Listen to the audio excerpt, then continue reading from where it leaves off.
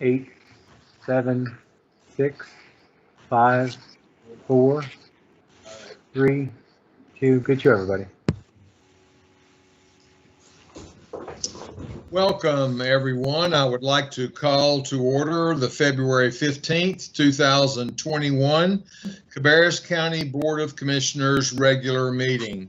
It's good to have everyone joining us tonight. Our meeting tonight will not be broadcast on channel 22. I think they're having some technical difficulties, but it is available live on the Cabarrus County YouTube live stream, which is youtube.com/Cabarrus County. And then it will also be live stream on our webpage at cabarruscounty.us/CabcoTV. I think there is also a link on the homepage, or you may also listen to the meeting by calling in to 704-920-2023 and using the PIN number 1234. So there are several different ways that folks can watch the meeting and also participate in both our public comment session as well as our public hearing that we will be conducting tonight. If you wish to make a comment in either of those areas, you can send your email, your name, address, and telephone number to publiccomment@cabarruscounty.us. You can also use the conference call number that I stated before, 704-920-2023 with the PIN number 1234. So there are several different ways that you can participate in our meeting tonight. When we get to the portion regarding public comments, I'll give that information again if anyone missed it. So welcome, everyone. It's good to have everyone here tonight. First up is the approval or correction of the minutes, and you all have copies of those before you. Do I hear a motion to approve the meeting minutes as presented?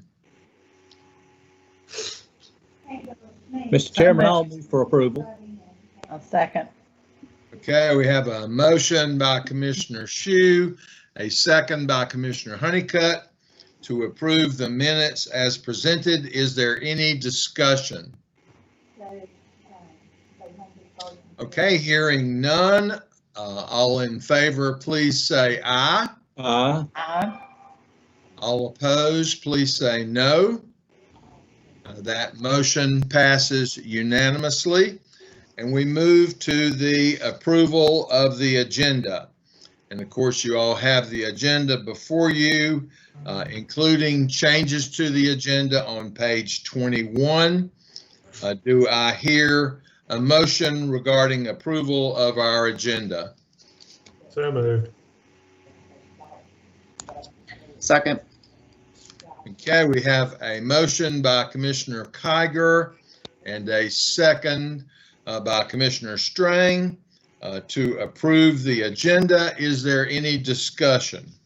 Mr. Chairman, I would like to request that we take an item that's in our consent agenda. It's item F9, and take that item and move it to new business G3 and have a little more discussion this evening on this Early Childhood Development Center.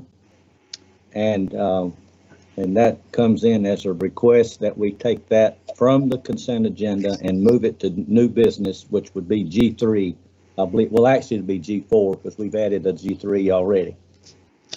Okay, that request is to move F9 to G4. That's correct, yes. Okay. And Commissioner Kiger, you made that motion. Do you accept that amendment? Yes.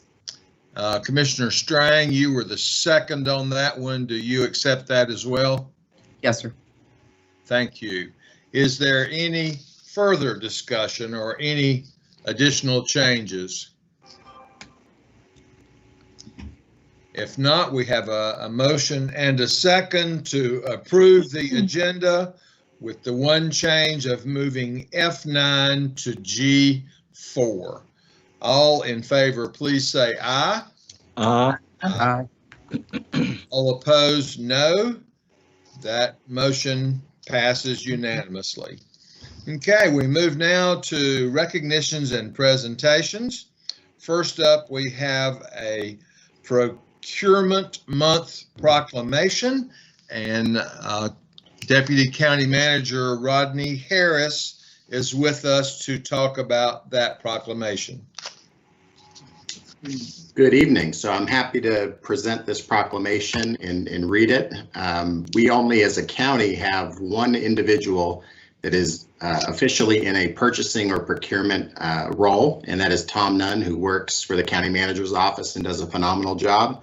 But across the county in every department, we have folks that move the procurement forward, whether that's onboarding vendors, processing contracts, purchase orders, or just maximizing taxpayer money. And so I will read this proclamation.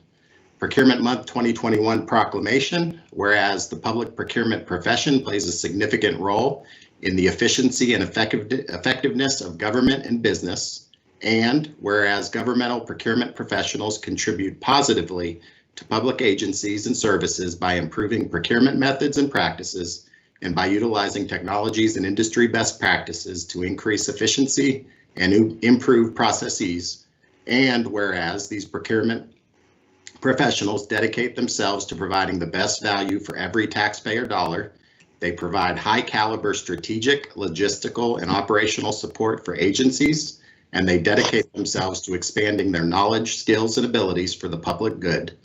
And whereas in addition to the purchase of goods and services, public procurement adds value to the organization by performing such functions as executing, implementing, and administering contracts, developing strategic procurement strategies, and cultivating working relationships with suppliers and other departments within the organization. And whereas public procurement has tremendous influence on the economic conditions in the state of North Carolina, its municipalities, and indeed across the United States, with a cumulative purchasing power running into the billions of dollars. And whereas the National Institute of Governmental Purchasing has proclaimed the month of March as Procurement Month to further expand the awareness of the procurement professional's role to government officials, the general public, and businesses.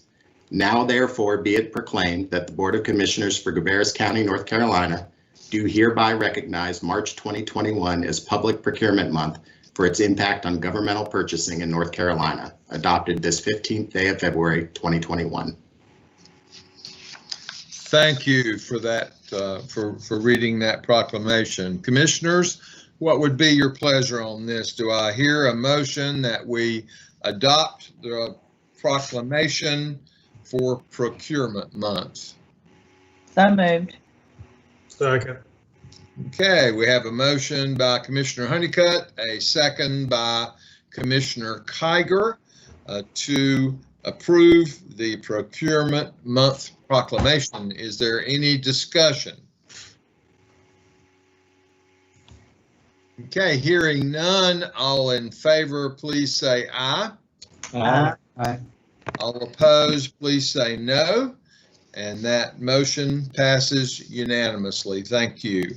We move now to item 2 from our Department of Human Services. We are delighted to have our Director, Karen Calhoun, to give us the proclamation for Social Worker Appreciation Month. Welcome, Karen. Thank you, Commissioner Morris, and good evening, Commissioners. Thank you for allowing us to recognize our social workers.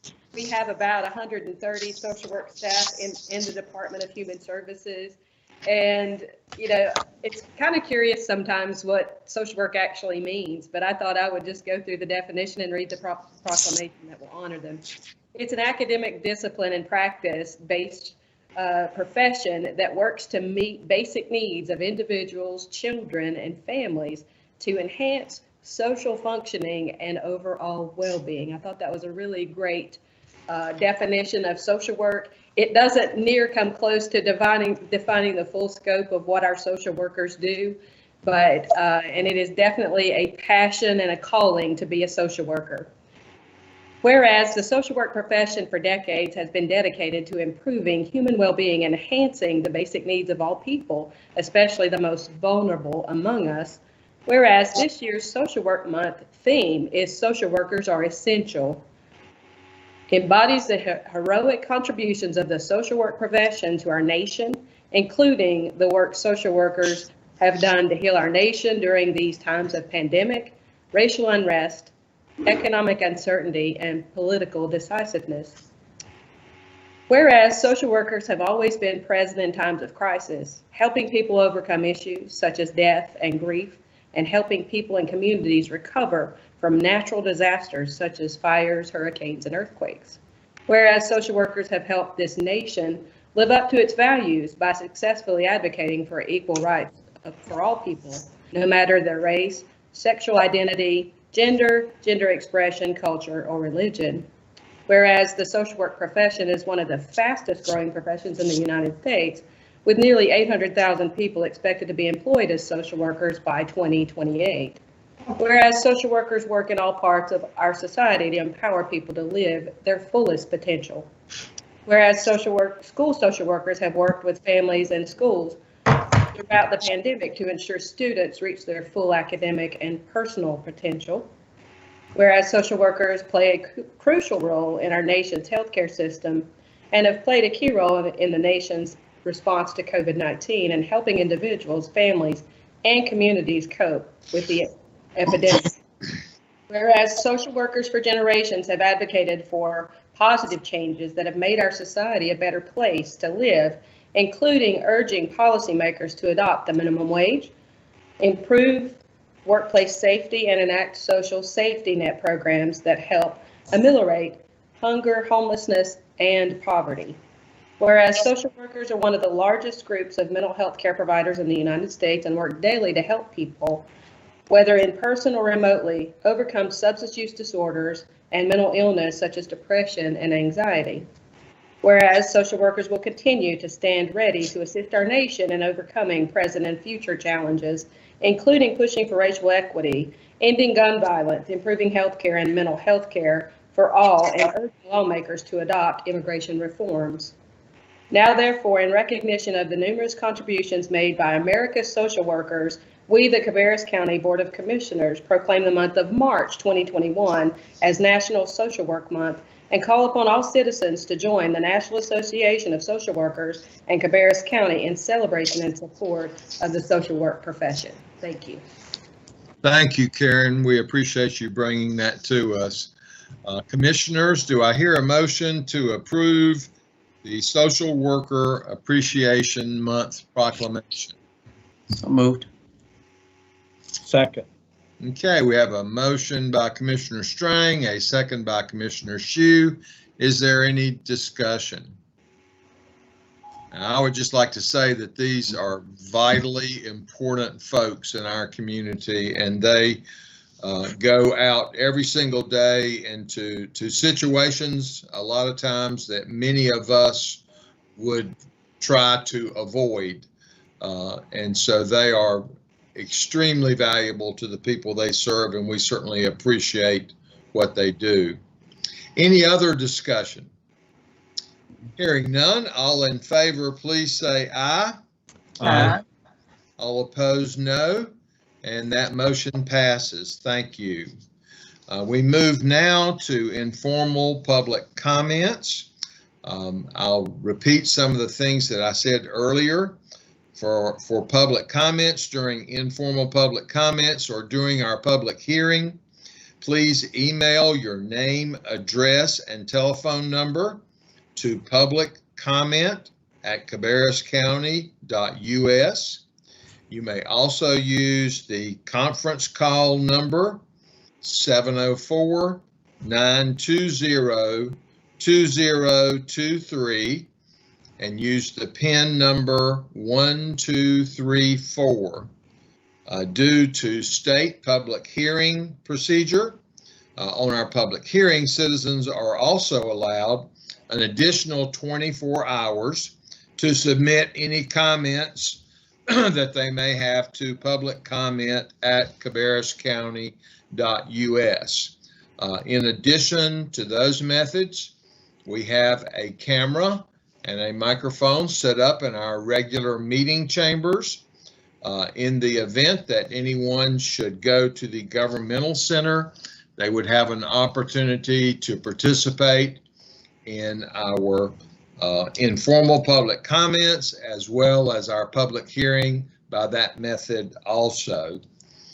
So at this time, I will call on our clerk, Lauren Linker, to give us a report if there are any emailed informal public comments, or if there is anyone in the chambers or on the phone that would like to address the board. I have not received, excuse me, any written comments for public comment tonight. There is currently no one in the chambers, and there is no one on the phone. Okay, thank you. Okay, with there being no folks on board to make comments, we will move now to our consent agenda. Items listed under consent are items generally of a routine nature that have been discussed by the board at our work session 2 weeks ago. And as was demonstrated tonight, any item may be withheld from a general action to be discussed and voted upon separately at the discretion of the board, which is what we will be doing with item F9 tonight. So do I hear a motion to approve the consent agenda, realizing that we have moved item F9 to our new business portion of the meeting? So moved. I'll Second. second the motion, Mr. Chairman. Okay, we have a motion by Commissioner Honeycutt, a second by Commissioner Shue to approve the consent agenda with the one change that was noted. Is there any discussion? Okay, hearing none, all in favor, please say aye. All opposed, please say no. And that motion passes. And we move now to our new business portion of our meeting. As I mentioned earlier, due to state public hearing procedures, citizens are allowed an additional 24 hours to offer any comments on our public hearing by submitting those comments to public comment at cabarruscounty.us. And the first item on our agenda from Planning and Development is our community development programs for 2021 and 2022. And before we hold our public hearing, I will call on Courtney Sifford to see if she has any information she would like to share prior to the public hearing. I did want to make one clarification from the meeting. We got a lot of issues covered up in one item here, and I did want to make sure that everyone understood that I was recommending no home funds for this year. And in the consent agenda, we had the item for last year's, which we just received in December, and just now processing the contract, which, as you all know, we're going to build a house with Concord, a joint project with them. And we had some additional funds in there that would be above and beyond that cost.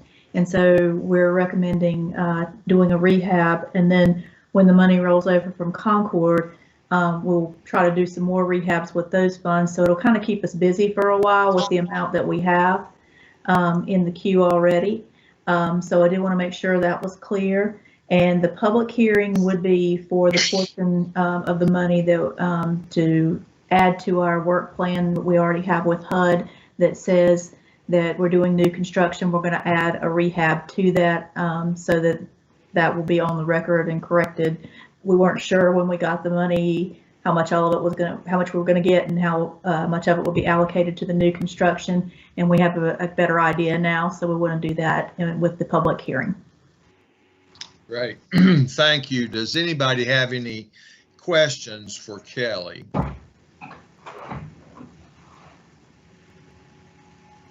Okay, I will, for the benefit of the public, read the summary, which Cabarrus County Community Development staff is requesting the authorization to continue the weatherization, heating and air repair and replacement program, housing and home improvement, the Duke Energy DEWX program, and the Blue Cross Blue Shield Healthy Homes Initiative if Blue Cross extends the program into next fiscal year. Staff is requesting that Cabarrus County not accept home program money for the 2021-2022 year, as Kelly just talked about. Staff just received the contracts for the program year that started July 1 and late December. Cabarrus County will be partnering with the City of Concord to construct a new home in the City of Concord. The county will have enough funding to do at least one housing rehabilitation job, and will have additional funds when the home sells for more homes to be rehabilitated. A public hearing will be held tonight to amend a public hearing will need to be held to amend the 2021 home program to allow for at least one home to be rehabilitated with the remaining funds after the construction of the new home. So that will be an item coming back to us later on. As a reminder, the home will only be eligible for purchase by qualified applicants through the City of Concord, and that process will be handled also by the City of Concord. So at this time, I will open the public hearing and hear from anybody that would like to comment on these items we have just explained. And so at this time, I will call on our clerk, Lauren Linker, to give us a report of any emails, phone calls, or persons present in council chambers. I have not received any written emails. There's no one in the chamber, and there's currently no one on the phone. Okay, thank you. As I mentioned earlier, anyone that would like to submit additional comments, excuse me, has 24 hours to submit those comments to public comment at cabarruscounty.us. So at this time, let's see, we do need a motion on this, Kelly, to approve or just meet the public hearing requirement? Just need to meet the public hearing requirement. We've already committed to the money previously. Okay, very good. Thank you. Okay, well then that takes care of that item, and we will move now to item number 2, which is our LME MCO realignment written request regarding our disengagement with Cardinal Innovations. And we have County Manager Downs and Karen Calhoun from Human Services to talk about that.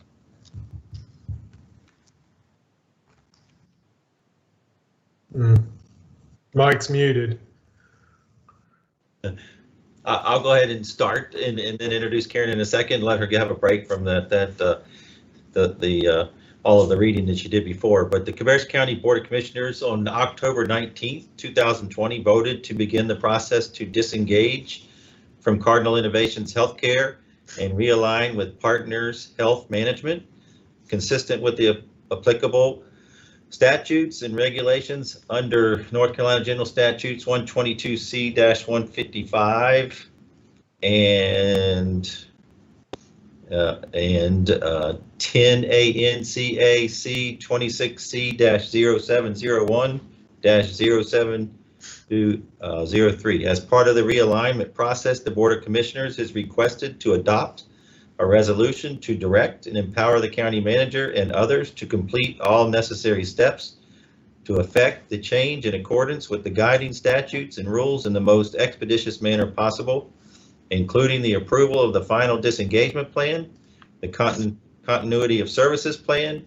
the distribution of real property plan, and the disengagement of financial liabilities plan. And these will be attached to the resolution. So, Karen, I'll read the resolution and you can talk about the plans if you'd like. Okay. All right. Okay, whereas North Carolina General Statute 122C-115A3 empowers a county to choose its local management entity / managed care organization, or an LME MCO, subject to the approval of the Secretary of North Carolina Department of Health and Human Services.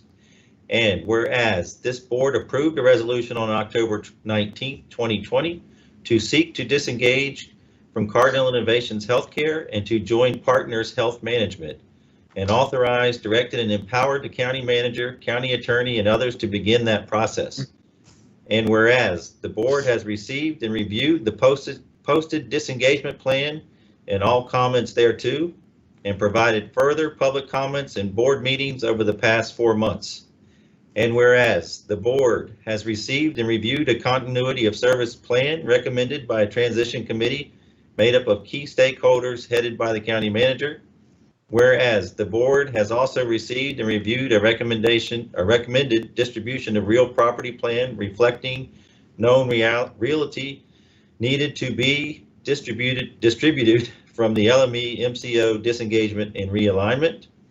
And whereas the board agrees with these 3 legally required plans as written and attached to this resolution. And whereas, as delegated by the county manager, the Partners Health Management's Board of Directors has been requested to formally consider and approve the county's request to realign. It is our understanding they are ready to address approval of this realignment and are scheduled to do so on February 10th, 2021. Now, therefore, it be resolved by the Board of Commissioners of the County of Cabarrus as follows. Cabarrus County approves disengagement from Cardinal Innovations Healthcare and to join Partners Health Management effective July 1, 2021, or on such other date mutually agreed upon with the state and partners. Number 2, Cabarrus County approves the disengagement plan attached to this resolution. Number 3, Cabarrus County approves the continuity of services plan attached to this resolution. Number 4, Cabarrus County approves the distribution of real property plan attached to this resolution. Number 5, Cabarrus County approves the disengagement financial liabilities report, of which there are none, attached to this resolution. Cabarrus County formally requests Partners Board of Directors to approve this realignment. The Board of Commissioners directs and empowers the county manager and others to complete all necessary steps to effect the change in accordance with the guiding statute and rules in the most expeditious manner possible. The Board of Commissioners hereby authorizes the county manager to work with the county attorney and staff to prepare and issue an appropriate documentation, request to the state, effect publications, and such other actions necessary to effect this resolution and this LME MCO disengagement and realignment, adopted the 15th day of February 2021. So with that, that is the resolution that will ultimately we'll need you to vote on and approve, and I'll turn it over to Karen now to talk about those individual plans and answer any questions. Thank you, Mike. Can you hear me okay? Yes. All right. I also want to make sure that we acknowledge that Rhett Melton, Rachel Porter, Shireen Stone, and Selena Moss from Partners Health Management have joined us on the call this evening to help us with questions if you have those when we get toward the end. So whenever we adopted the resolution back in October, that started the process for disengagement and realignment. And as part of that process, we were required to go through a public comment period, which we have fulfilled that public comment period for 60 days. The disengagement plan was posted along with the resolution that you adopted back in October, and we have received public comments during that time. That public comment time closed in December, and then we were required to post for an additional 30 days any comments that were actually received. We did receive 5 of those, and we have, for those that actually included a contact, we have reached out to them and worked with them to answer any questions that they may have or address or hear any concerns that they may have with realignment. And in addition to that, we have since that time developed a realignment committee that is working in the whole process of disengagement and realignment with the continuity of care, which is the primary focus. That's the plan in addition to the disengagement plan that is attached to this resolution. That's the original disengagement plan that you adopted and we posted back in October. The next plan is the continuity of services plan, and that is the primary focus of what the Secretary of the Department of Human Services, who has to give final authority to realign with partners, will be looking for to make sure that there is no disruption in services whatsoever to the members and the providers that work in our managed care LME MCO environment. And so basically that continuity of services plan has a purpose, scope, service array. It covers the realignment committee is listed toward the end, and the members, the provider network, and the service authorizations. And basically this plan says that Partners Health Management has committed to ensure that all current providers currently serving and contracted and in good standing with Cardinal Innovations and serving our county will be contracted with partners as well, if not already, and that they intend to honor consumer service authorizations, which is your members that receive the services, their annual plans, and other documentation and decisions essential to ensure a smooth transition. The other part of the continuity of services plan, once we receive, and we anticipate and hope to receive authority from the Secretary of Human Services to disengage, the realignment committee work will go into full swing to make sure that this continuity of services plan is followed to its fullest. In addition, we will bringing on additional members, including Cardinal, someone from Cardinal to help us with this plan to make sure that anyone listed and rostered with Cardinal is transitioned over to partners. The next plan is the distribution of real property, and Mr. Rich Cook, our county attorney, worked with me to help develop the written plan for the real property. And there is real property in Cabarrus County owned by Cardinal. And so this plan has to outline how that is being addressed and what will be done with the real property if we are permitted to disengage. Cardinal owns 5 pieces of real estate in Cabarrus County under the name PBH, which stands for Piedmont Behavioral Health, which was the original name of Cardinal's probably 15 plus years ago, which is a Class A office building, and that they formerly used as their headquarters. That is located in Kannapolis on Milestone Drive. The Class A office building has a tax value of $16.6 million with no liens against it. And it is also has 4 other pieces of property that are undeveloped commercial lots between the Class A building and Kannapolis Parkway right there on Milestone in front of the building. And it's kind of like the way it's arranged almost looks like a little campus. Each of those lots have a tax value of at least $312,000 a piece with no liens. So basically the distribution for real property outlines that we would work with Cardinal on if they wanted to sell that property. We haven't listed any real interest in it at this point as far as it being a county building, but we would work with them to distribute that property or to sell that property if they so choose to do so. And so the property owned by Cardinal within Cabarrus County has no impact on the realignment efforts, but we do have to adopt as part of this resolution and part of the plan, acknowledging there is property in the county that can be up for distribution should they choose to sell it. The next plan is a financial liabilities plan, and basically We affirm that there, and to our knowledge, there is no outstanding financial liabilities to Cardinal Innovations Healthcare. The county, if there is any, within 30 days, we would work to request to resolve those and basically work through the process to amicably and promptly work with Cardinal to resolve any outstanding liabilities if there were any. But to our knowledge, there are none based on the research that Mr. Cook has done. So with the resolution, just to recap, there are 4 plans that go with the resolution, and the next step, should you adopt the resolution tonight, is to submit our formal letter of request to disengage to the North Carolina Department of Human Services Secretary Mandy Cohen.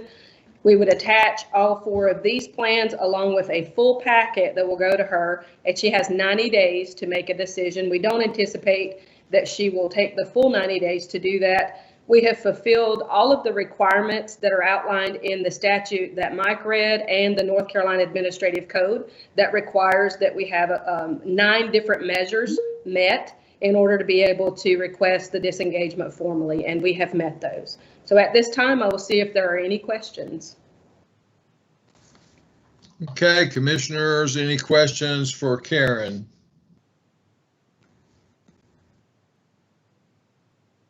The office building that you said was formerly a headquarters, is it currently occupied with some other tenant, or are they using it? My understanding is they have, because of the pandemic, had a considerable reduction in staff that work out of that building. Pre-COVID, there were about 6 or so people, I think, working out of the building. Could have been more than that. And there's no more than that working out of that building at this time. Okay, so it's not unoccupied. Not completely unoccupied, but I don't know if there's anyone actively working in it over the last 9-10 months. Prior to that, there were about 6 to 10 staff working in and out of that building. Have we done any sort of evaluation of the building? I mean, it sounds like we will have to come to some sort of agreement with Cardinal, but if there haven't been people coming and going for 9 to 10 months, do we know the current state? Has the air conditioning been running? Did we go through a hot summer with humidity and no air? I mean, I guess I don't need to know that to that detail. I just want to know, do we know what kind of status the building is in? And is it, I mean, I would assume if we've got to negotiate something with them, we need to know that. I just am curious if we do. Yeah, Commissioner Kiger, I'm not sure of the last time that we had anybody in there, but I know myself and Jonathan Marshall and Kyle Billiford toured the building several months back. Actually, I think we toured it a couple of times, just simply because we actually had interest in the building as well. At the time, it did not work out that we needed it at the time. But I'm not sure of the last date. Jonathan's on there. He may know the last date we were out there. But my understanding why the staff was in there, all of the mechanical systems and electrical were running throughout the entire time. Okay, thank you. Okay, any additional questions? Well, I think it is extremely obvious that quite a few people have done quite a bit of work getting all of these requirements fulfilled. Certainly Rich Cook and Karen and Mike and all of the other folks that have served on these committees. So we have been extremely diligent in making sure that all the proper steps have been taken. We have had regular engagement with our members of the General Assembly in Raleigh to keep them aware of the process and where we're going with that. And that has been either directly from us or we've had others that have also been working with them to answer any questions and keep them aware of the process. So thank you to all of you for all the the hard work that has gone into this. This is not something that that we take lightly, and have been involved in this process for quite a lengthy amount of time. So my compliments to all of you and the very thorough job that you have done on that. So if there are no other questions, I would entertain a motion to adopt the resolution to direct and empower the county manager and others to complete all necessary steps to effect the change in accordance with guiding statute and rules in the most expeditious manner possible, including the approval of the final disengagement plan, continuity of services plan, distribution of real property plan, and the disengagement financial liabilities plan attached to this resolution. Mr. Chairman, I'll move for approval. Second. Okay, we have a motion by Commissioner Shue, and I heard multiple seconds out there, and I couldn't discern where they came from. I'll second. Okay, I heard Commissioner Strang that time, so that's a motion by Commissioner Shue, a second by Commissioner Strang. Is there further discussion? Okay, hearing none, all in favor, please say aye. Aye. All opposed, no. That motion passes unanimously. Thank you all for your hard work. And we move now to item G3. Mr. Chairman, one question. Sorry to interrupt. Mr. No Cook, we're okay doing that in one joint approval, right? With one motion? Yes. Okay, all right. Sorry, just wanted to make sure we were good.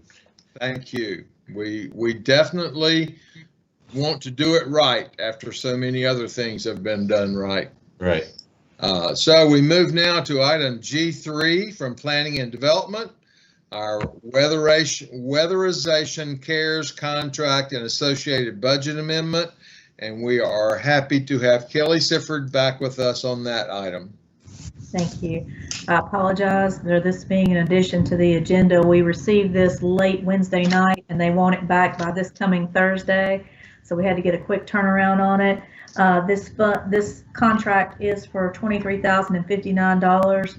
It allows us $14,625 for heating and air repairs, $3,559 for COVID response, PPE, computers, that kind of thing for weatherization response, and $4,875 for operations for these projects.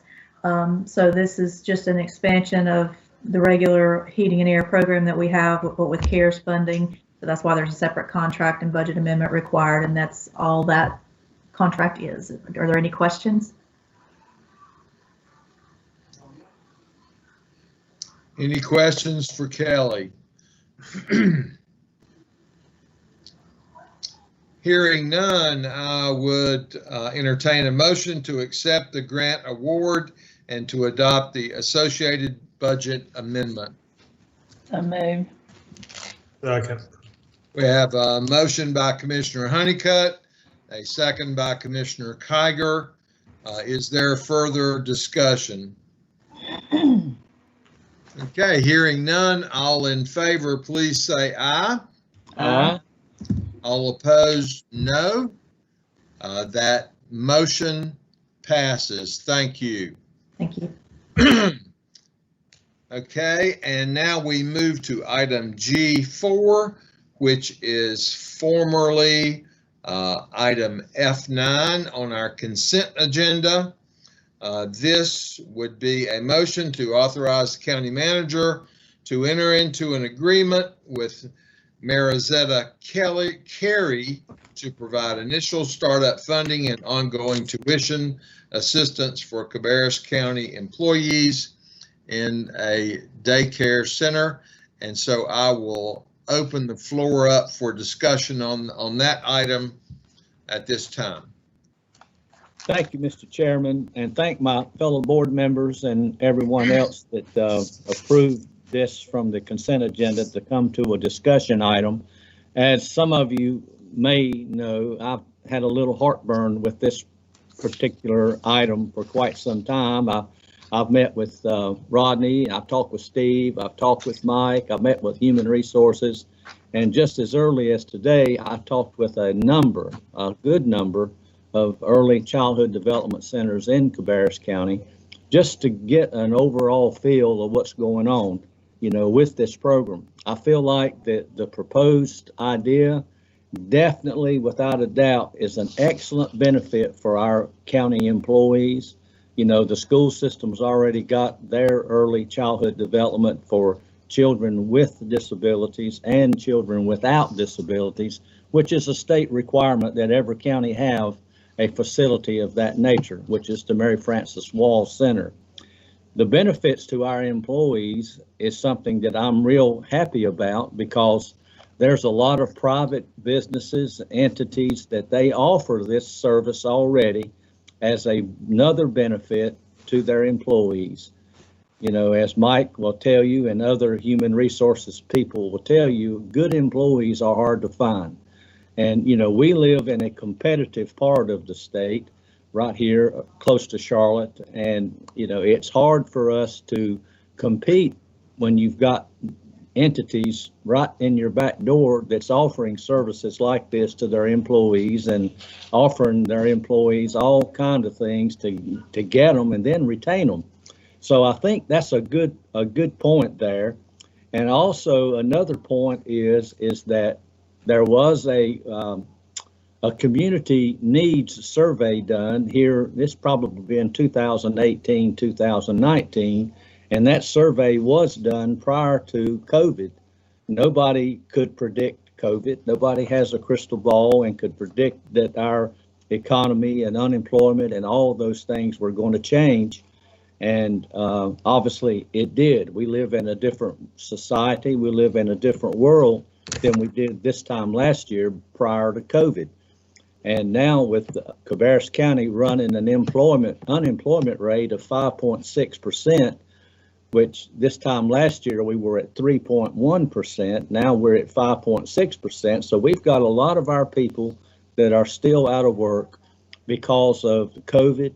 And now County Manager Downs, you can tell us, I don't know, or maybe Lundy or someone can tell me, what percentage of our employee base do we have that's still working at home or working remotely? Do you know offhand? I think Ms. Brandon is on as well, but I believe it's somewhere between 30 and 35% are still working at home. Yeah, okay, because I knew there at one time it was about 40%, but I think that maybe some of them are getting back to work, which is a good thing. And overall, I think the economy is getting better with the, with the vaccination, which incidentally, I got my first dose last Wednesday, and I'm looking forward to getting my second dose on the 4th of March. But, we're getting back to some sense of normal. But in the meantime, though, in talking with some of these other daycare providers today, I have talked with some that are losing lots of money each month. They're nowhere near where they were prior to COVID. This one is a huge facility. This particular early childhood development center pays Cabarrus County approximately $40,000 a year in taxes, property taxes. And, whereas they got capacity of 240 students, they have on an average day 75 to 80 that's showing up, which is about a 36.5% of their capacity.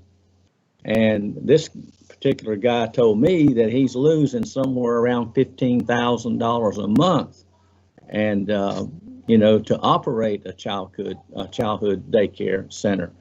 And as a matter of fact, he offered, he said, well, look, if the county's wanting to have childcare for their employees, he said, I can provide that. He said, a lot of the other childcare facilities can provide that as well because they have the capacity.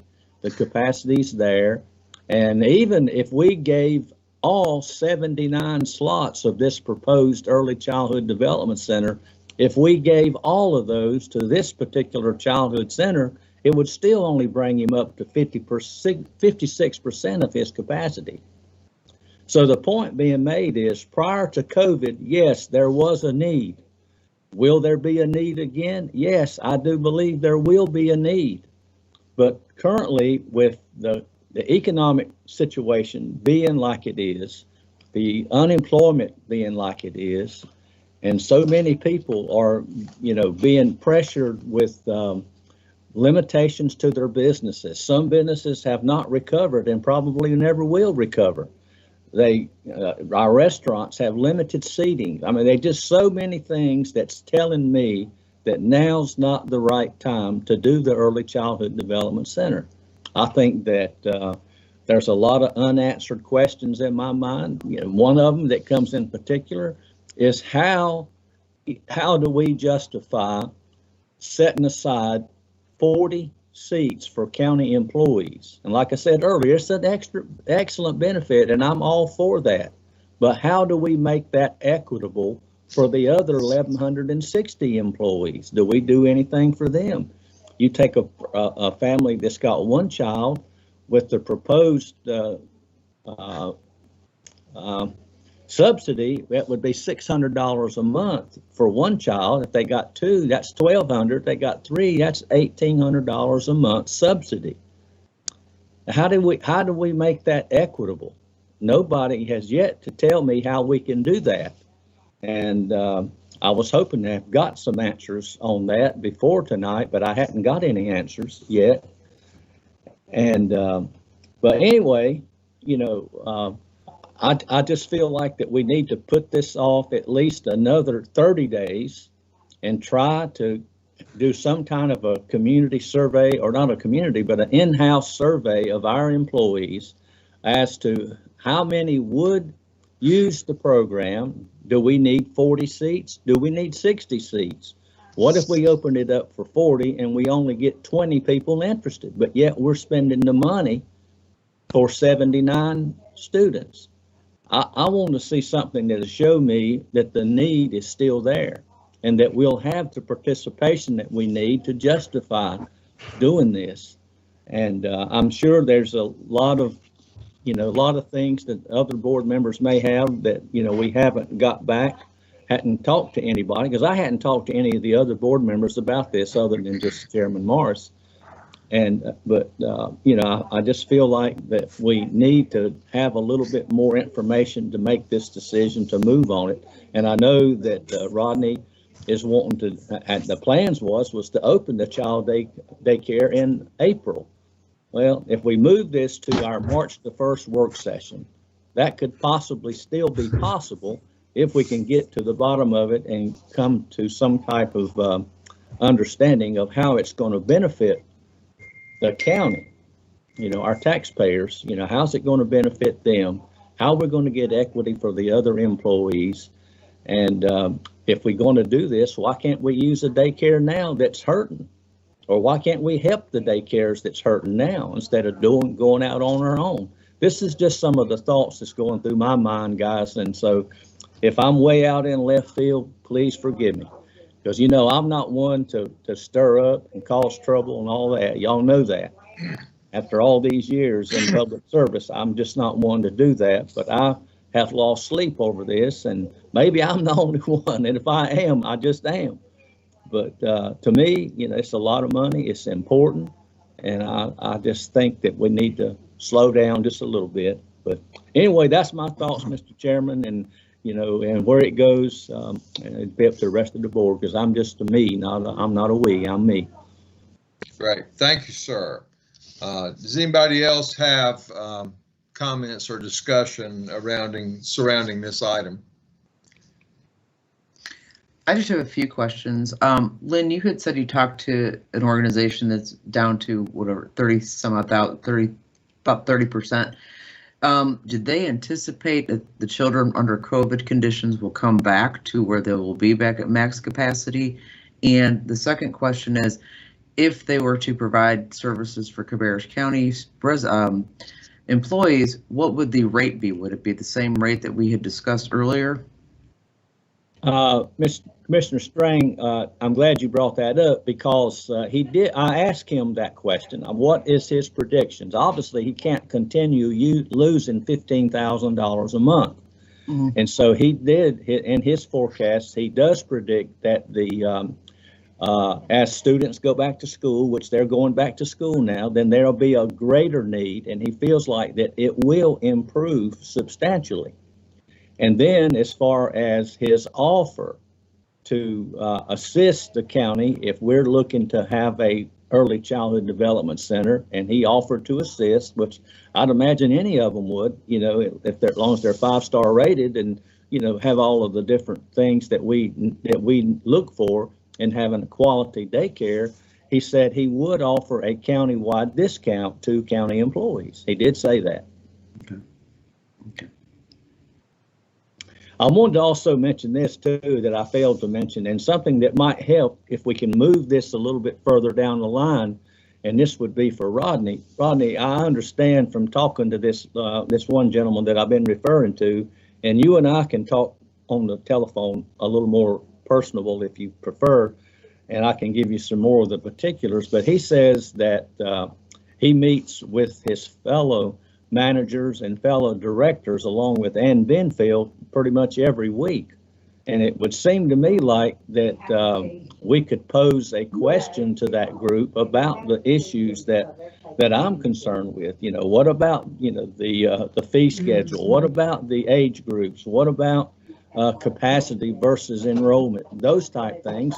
You're going to get them all together on the phone anyway. So it would seem to me like they could come to the meeting, or we could send out a survey to them and find out, where everybody's at and what capacity are they at compared to enrollment. And then as far as county employees, it would be pretty easy to do a survey monkey and find out how many employees have students that would be eligible, and if they met the criteria, would they be interested in taking part in a subsidized county program. So I mean, there are alternatives out there that I don't think we've explored. If we have, I haven't seen the information.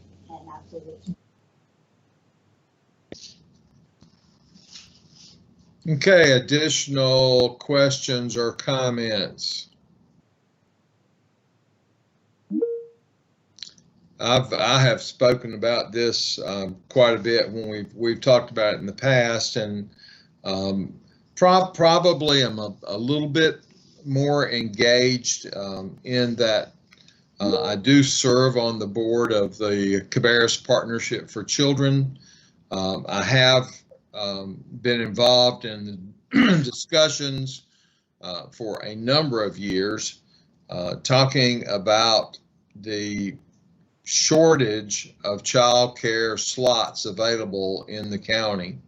I also participated in the community needs assessment, where we received presentations about the situation at that time, which was actually last year. We began that process in person and then had to finish it up virtually due to COVID. Granted, there have certainly been changes that have occurred due to COVID and due to folks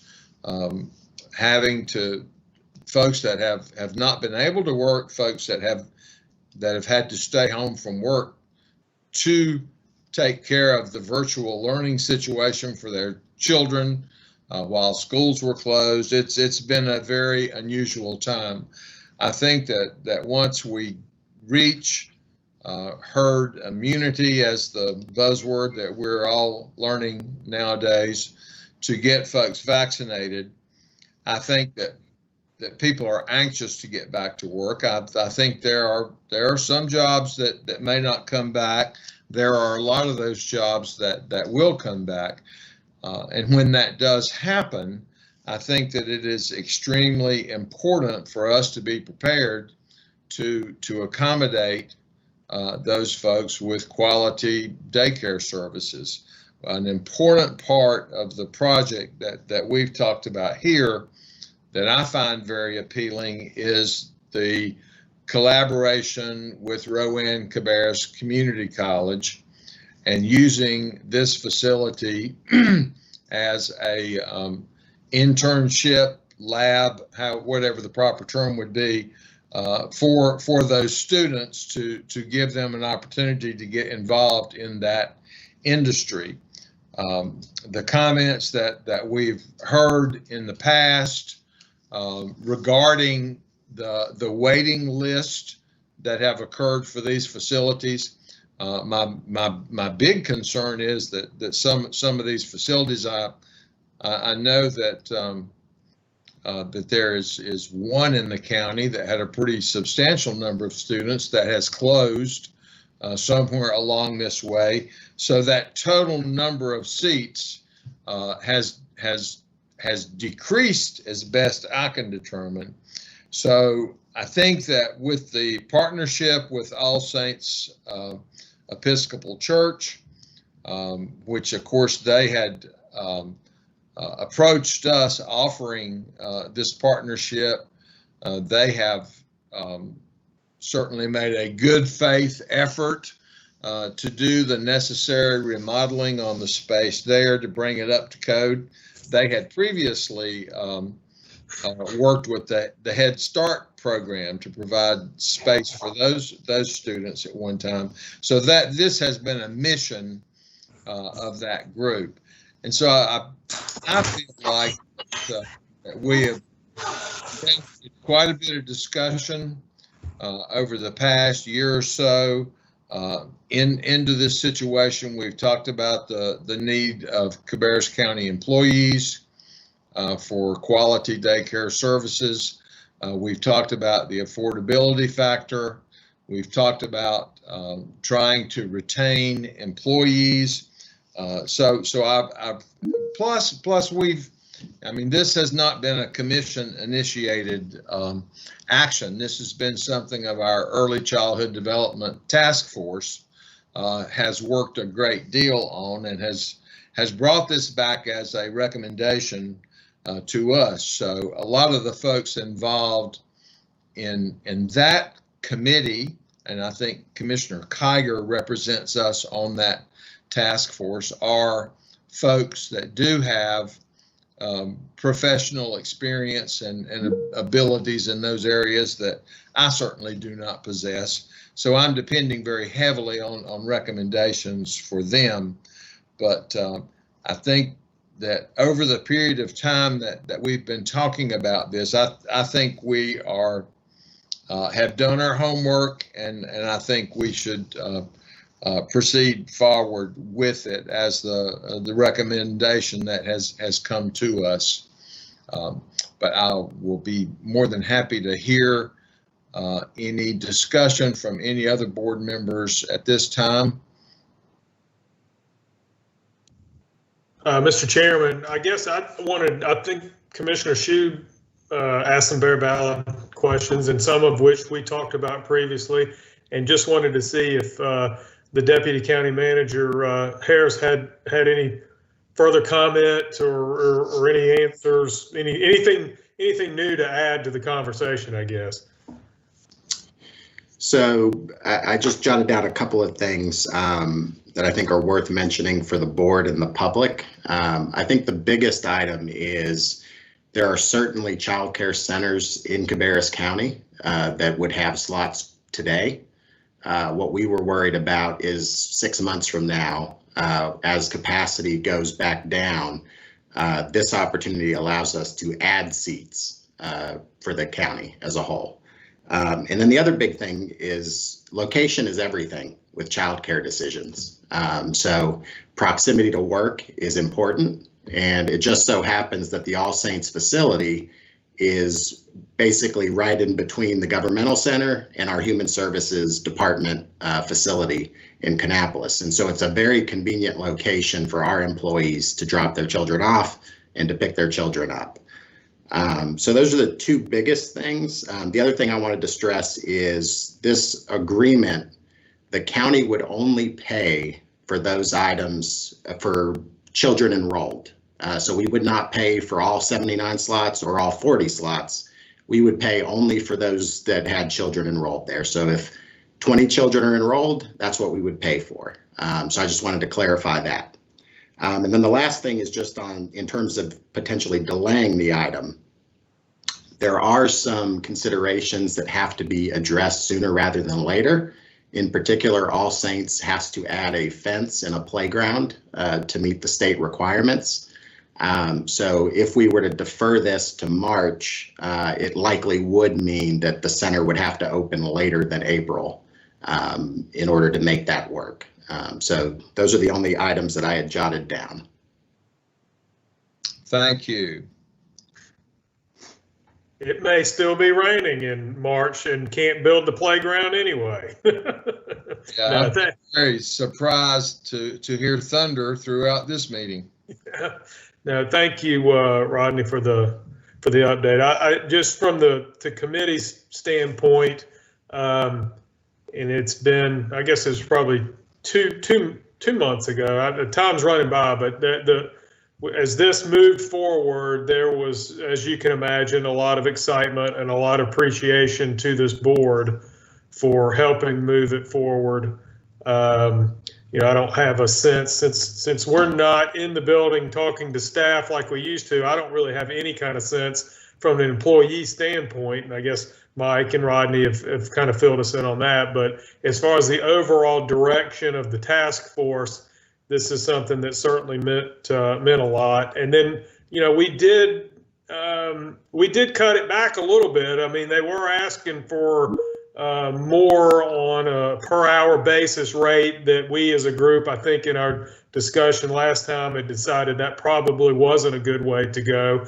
And I was glad. I thought that was maybe an inflation in the marketplace that would not be good long term. So I was glad we did that. And I guess I'm with Chairman Morris in that we've come to this point. I think we are at a good spot to start. I think Commissioner Shue certainly brought up a lot of good questions, and I'm glad we had this a little further discussion, and hopefully he can feel a little bit better about it. Or but at this point, I'm inclined to agree with Chairman Morris. Okay. Any other discussion? Did in some regarding the construction of the playground, I've been told that by the time that they commit to that the equipment is about 8 weeks out. So it would probably be May at the earliest before that would be available. So obviously, you know, another delay would push that to June or July, which I certainly hope that we're in a much better place from an employment standpoint at that time. Any other discussion? Okay, is anyone prepared to make a motion on this item? I'll make the motion to authorize the county manager to enter into an agreement with Marizetta Carey to provide initial startup funding and ongoing tuition assistance for county employees. Okay, do I hear a second to that motion? I'll second that motion, Mr. Chairman. Okay, we have a motion by Commissioner Honeycutt, a second by Commissioner Kiger to authorize the county manager to enter into an agreement with Marizetta Carey to provide initial startup funding and ongoing tuition assistance for county employees. Is there further discussion? Okay, hearing none. All in favor, please say aye. Aye. All opposed, please say no. No. Okay, that we have 4 in favor, 1 opposed, and that motion passes. In order to execute this agreement, at this time I would entertain a motion to release $675,000 $581.75 from contingency to be used for one-time startup costs and ongoing tuition assistance for county employees. That's the piece that enables us to do what the first motion that just passed. So moved. Second.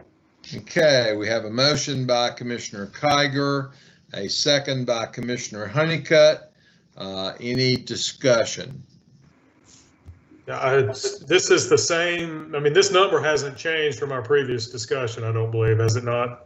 That is correct. That is the number that was included in the. Okay, any other discussion? Okay, all in favor, please say aye. Aye.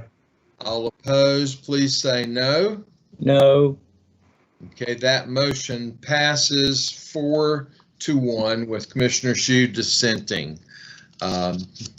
Thank you. And so we move now to our report section of the meeting. And at this time, we would like to receive updates from commission members who serve as liaisons to municipalities or on various other boards or committees. Does anyone have anything they would like to report tonight? I would just remind everybody that we did have a meeting with our Senior Advisory Council today, and there are some programs and activities and classes going on at the Senior Center. They're limited in capacity and you have to pre-register. But if you have any interest, I would encourage you to go look. They do have a Facebook page. It's Cabarrus County Senior Center, and you can get the website and phone number if you have any questions. Great, thank you. Any other updates? I'll provide an update from the Youth Commission. I met with them prior to our meeting, and they're still working on their Mental Health Monday initiative. Last month they had Sheriff Shaw is their speaker, and they really enjoyed that.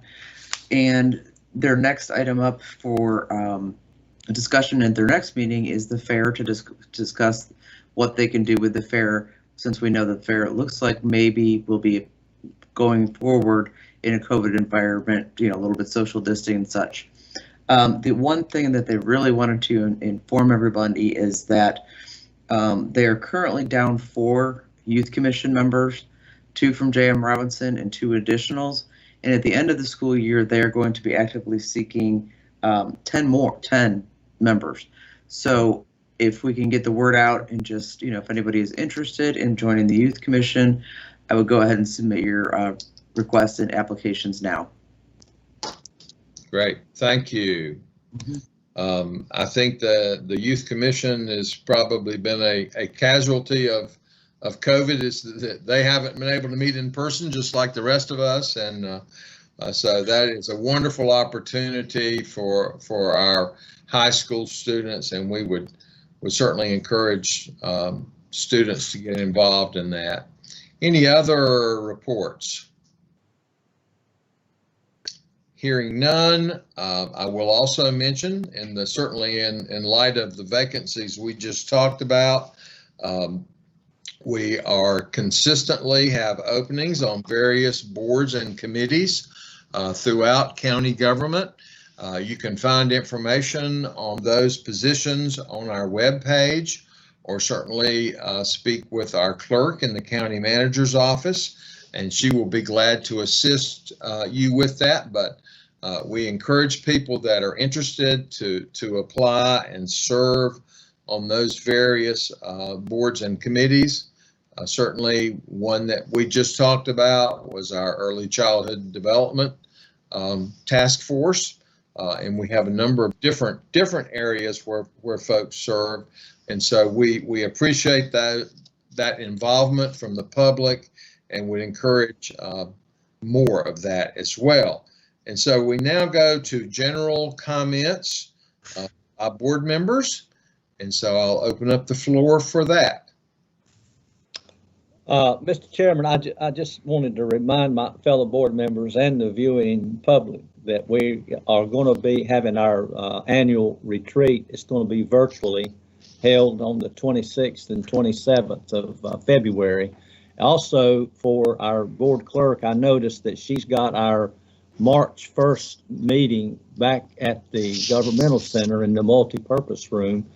And looks like our meetings are going to be going back face to face. Is that correct, Lauren? That's totally dependent on the board, sir. That's just how the formatting is set up. So that's dependent completely upon you guys. Okay, well, I just had caught that when I was reviewing it, and I just wondered if that's what we plan on doing. But I guess that we'll know something between now and March the 1st as far as whether we're going to do face to face or continue to do virtual for a while. Okay, any other comments by board members? I would just continue to thank the volunteers and the staff at the vaccine clinics. I continue to hear awesome things. They say those are the happiest people they've ever seen to get a shot. And on the other side, the people getting the shots can't say enough good about the attitudes, the kindness, the polite way in which they're doing things, and just how organized it is. So I don't think we can say thank you enough. Great. Just to add to those comments, I was very honored this past Friday to have my second vaccination shot, and I was accompanied on that journey by our representatives from Channel 22, and so they filmed me getting my shot to be on Cabarrus this week. I was real careful not to cry or anything, but really and truly, I hardly felt it at all. And I was really happy. What Commissioner Honeycutt said is correct. The volunteers and the folks working out there are just great. I was able, as I proceeded through the line, to speak with, be able to ask some questions, and it turns out one of the folks working there was one of the nursing students from Rowan Cabarrus Community College. So they were able to be there doing part of their internship and getting that practical experience, interacting with people. As I proceeded on down the line, I saw the mayor of Harrisburg, Steve Shasha, was there volunteering, directing traffic. So there are a lot of people throughout the county, a lot of our elected officials and others that have been providing service out there. My hat's off to Commissioner Honeycutt. I know that she has been involved in providing lunch for the volunteers out there several times. There have been a lot of other people in the community, businesses that have sponsored the lunches for the folks, and it's really just been a tremendous effort. And of course, we got a long way to go to get all those vaccines out. But hats off to the folks at the Cabarrus Health Alliance. They're doing a tremendous job. They are putting in a lot of hours in our group call this morning, where we get a weekly update. It was pointed out that we're now into 1 year ago today, we were beginning to talk about COVID and the fact that it was coming. So it has been a really robust and difficult year for all those folks in our public health area, and they have just done an excellent job, and so we cannot thank them enough. Are there other comments? Okay, hearing none, we do have need of a closed session tonight. So at this time, I would entertain a motion to go into closed session to discuss matters related to pending litigation and economic development as authorized by North Carolina General Statute 143-318.11 A, 3, and 4. So moved. Second. Okay, we have a motion by Commissioner Honeycutt, a second by Commissioner Shue. Is there any discussion? All in favor, please say aye. Aye. All opposed, please say no. And we are now in closed session. All of you should have received a link so that you can close out of this meeting and then re-enter closed session under another link. We certainly want to thank the public for joining us tonight. And as Commissioner Shue mentioned, we will be having our planning retreat coming up on the 26th and 27th. And I feel like there will be ways for the public to be involved in that as well. So we are now in closed session. Thank